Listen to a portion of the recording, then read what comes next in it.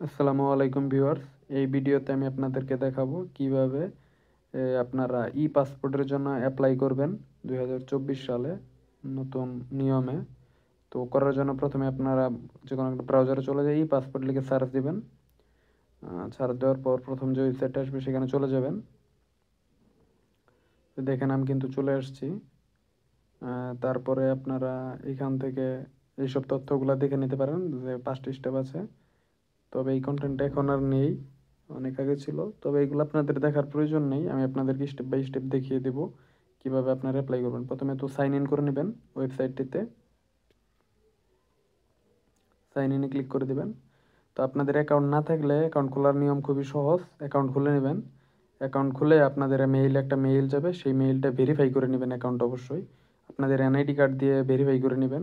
আপনাদের মেইলে একটা মেইল চলে যাবে, একটা লিঙ্ক চলে যাবে। তারপর এখানে যাবেন আপনারা। এখানে অ্যাকাউন্ট সাইন ইন করার পর অ্যাপ্লাই ফর নিউ পাসপোর্ট দিবেন। আপনারা যেহেতু নতুন পাসপোর্টের জন্য অ্যাপ্লাই করতেছেন, তো নতুন পাসপোর্টে দিবেন। তারপরে এখানে পাসপোর্টের টাইপ সিলেক্ট করবেন অর্ডিনারি। তারপরে এখানে যদি আপনি আপনার জন্য করেন, আপনার এনআইডি কার্ড দিয়ে যেহেতু অ্যাকাউন্ট খুলছেন, তো হলে আপনার ইনফরমেশনগুলো চলে আসবে। যদি অন্য কারোর জন্য করেন তাহলে এটা সিলেক্ট করার দরকার নেই। তো তারপরে মেইল সিলেক্ট করে দিবেন। তারপরে আপনার এনআইডি কার্ড অনুসারে এখানে আপনার সার নেম এবং ডিসপ্লে নেম দিয়ে দিবেন, গিভেন নেম। তো এটা কিন্তু খুবই সাবধানে আপনার এনআইডি কার্ড অনুসারে পূরণ করবেন। এখানে ভুল করলে কিন্তু আপনার পাসপোর্টে ভুল আসবে। তো আমি আমার এনআইডি কার্ড অনুসারে আমি এইগুলো পূরণ করে দিচ্ছি।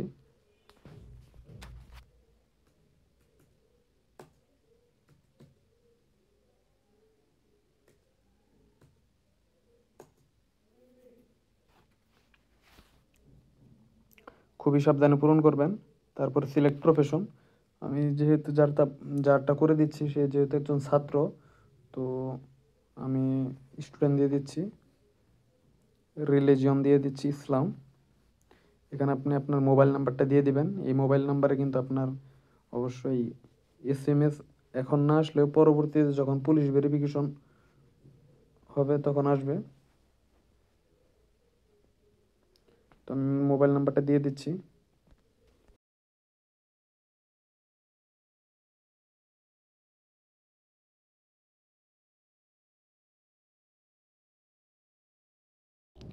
এইখানে আপনার বার্থ ইনফরমেশন দিবেন। সিলেক্ট কান্ট্রি অফ বার্থ, এটা বাংলাদেশি দিবেন। তারপর হচ্ছে সিলেক্ট ডিস্ট্রিক্ট, ডিস্ট্রিক্ট দিয়ে দিবেন। আমার যেহেতু টাঙ্গাইল, তো আমি টাঙ্গাইল দিয়ে দিচ্ছি। তারপর এখানে দিবেন বার্থ অফ ডেট, অবশ্যই আপনার এনআইডি কার্ড অনুসারে দিবেন।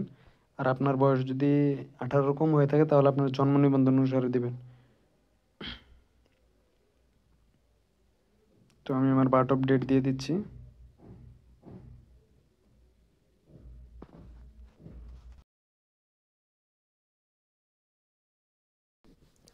দেন সেভ অ্যান্ড কন্টিনিউ।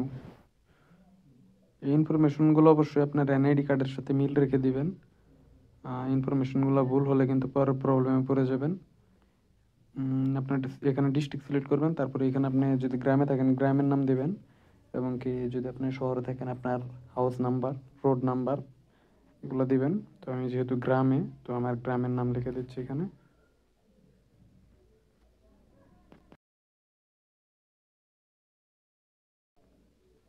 তারপর আমি আমার পোস্ট অফিস এখানে দিয়ে দিচ্ছি, আমারটা হচ্ছে 1974। তারপর হচ্ছে নিয়ারেস্ট পুলিশ স্টেশন, আমি আমার নিয়ারেস্ট যে পুলিশ স্টেশন আছে সেটা সিলেক্ট করে দিচ্ছি। তো ইনফরমেশনগুলো খুবই সতর্কতার সাথে পূরণ করবেন, দেখবেন যাতে কোনো স্পেলিং মিস্টেক না হয়। তারপর আপনার প্রেজেন্ট অ্যাড্রেস এবং পার্মানেন্ট অ্যাড্রেস যদি এক হয়ে থাকে তাহলে এখানে ক্লিক করে দেবেন। এখানে আপনার এটি থাকবে। ইনফরমেশনগুলো আবার রিচেক করে নেবেন আপনারা, যাতে কোনোভাবেই স্পেলিং মিস্টেক না হয়। প্রয়োজনে একটু সময় নিয়ে করবেন।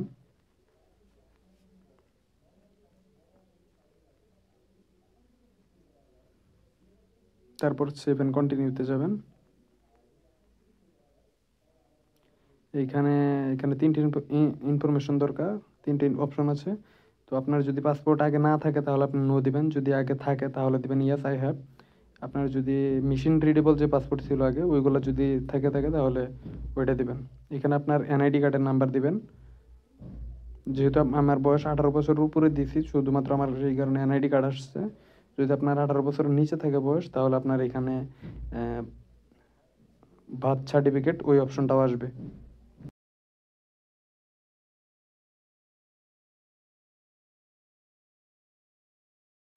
তারপর চেপেও কন্টিনিউ দিয়ে পরের অপশনে যাবেন। এখানে আপনার পিতামাতার যে ইনফরমেশন আছে সেইগুলো পূরণ করতে হবে। এইগুলো আপনার এনআইডি কার্ড কিংবা আপনার যদি সার্টিফিকেট থাকে এসএসসি কিংবা এইচএসসি সেইগুলো অনুসারে পূরণ করবেন।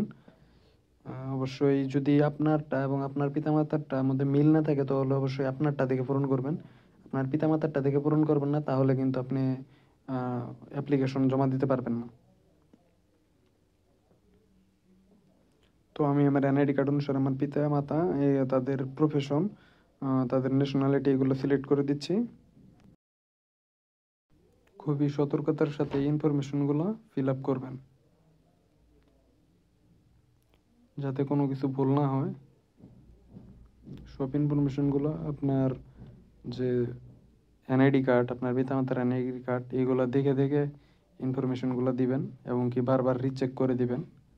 একটু সময় নিয়ে আবেদন করবেন, তাহলে আর কোনো সমস্যা হবে না। আপনার মাতার নাম সিলেক্ট করে আপনার মাতার প্রফেশন দিবেন, ওনার ন্যাশনালিটি দিবেন, দেন সেভ অ্যান্ড কন্টিনিউ। আপনার স্পাউস ইনফরমেশন দিবেন। আপনি যদি বিবাহিত হয়ে থাকেন বিবাহিত দিবেন, সিঙ্গেল হলে সিঙ্গেল, বিবাহিত হয়ে থাকলে কিন্তু অবশ্যই আপনার স্পাউসের ইনফরমেশন দিতে হবে। এখানে কিন্তু আপনার ওয়াইফের নাম এস পার তার এনআইডি কার্ড অনুসারে তার এনআইডি কার্ড নাম্বার এগুলো কিন্তু দিতে হবে। আর যদি সিঙ্গেল দেন তাহলে কোনো কিছু দিতে হবে না। Then save and continue. Emergency contact, emergency আপনার অবর্তমানে কার সাথে কন্ট্যাক্ট করা হবে, তো সেটা সিলেক্ট করে দেবেন। তো আমি আমার বাবার দিয়ে দিচ্ছি। তো ওনার ডিস্ট্রিক্ট, ওনার সিটি, হাউস নাম্বার এইগুলা ইনফরমেশন তার এনআইডি কার্ড অনুসারে দিয়ে দিবেন।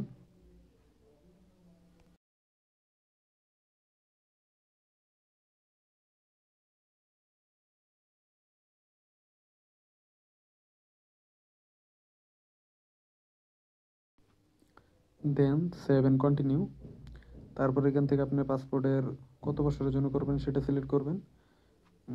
আমি 10 বছরের জন্য করবো, 10 বছর সিলেক্ট করে দিন। দেন সেভ অ্যান্ড কন্টিনিউ। তারপর আপনার রেগুলার ডেলিভারি না এক্সপ্রেস ডেলিভারি, রেগুলার ডেলিভারি হবে আপনার 21 দিনে এবং এক্সপ্রেস ডেলিভারি হবে 10 থেকে 12 দিন। তো তারপর সেভ অ্যান্ড কন্টিনিউ। তারপরে এখানে আপনার সকল ইনফরমেশনগুলো দেখানো হবে, এগুলো আপনি একবার চেক করে নেবেন। চেক করে দেখবেন আপনার কোনো ভুল আছে কিনা, ভুল থাকলে এখানে এডিট আছে উপরে, এডিট অপশনে ক্লিক করে এডিট করে নেবেন। তো আমি আমারটা চেক করে নিচ্ছি। তো আমি আমার ইনফরমেশন চেক করে নিচ্ছি। এখানে আমি এটাতে টিক দিয়ে দেন কনফার্ম টু প্রসিড অ্যান্ড পেমেন্টে ক্লিক করে দেবো। Confirm and proceed to payment. এইখানে আপনার অর্ডার সামারি দেখাবে। তারপর আপনি চুজ করবেন পেমেন্ট মেথড, পেমেন্ট অপশন, কী মেথড পেমেন্ট করবেন। আমি যেহেতু ব্যাংকের মাধ্যমে পেমেন্ট করবো সে কারণে অফলাইন।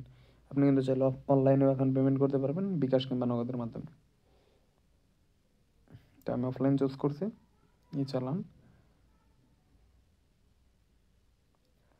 দেন এইখানে আমার অ্যাপ্লিকেশনের যে ফর্মটা আছে সেটা ডাউনলোড করব।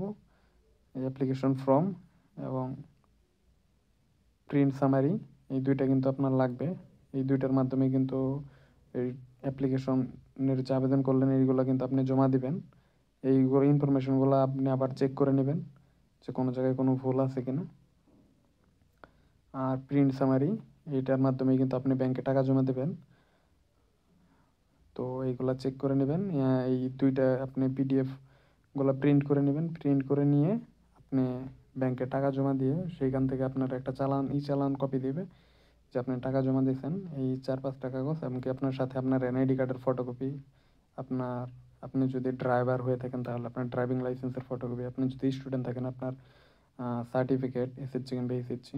তো এই সকল ইনফরমেশন আপনার পিতামাতার এনআইডি কার্ড এবং কি চেয়ারম্যান সার্টিফিকেট, আপনি যদি এইগুলো সব কিছু নিয়ে তারপরে আপনি আপনার অ্যাপ্লিকেশনটি জমা দেবেন আপনার আঞ্চলিক পাসপোর্ট অফিসে। তো ধন্যবাদ সবাইকে ভিডিওটি দেখার জন্য। আসসালামু আলাইকুম।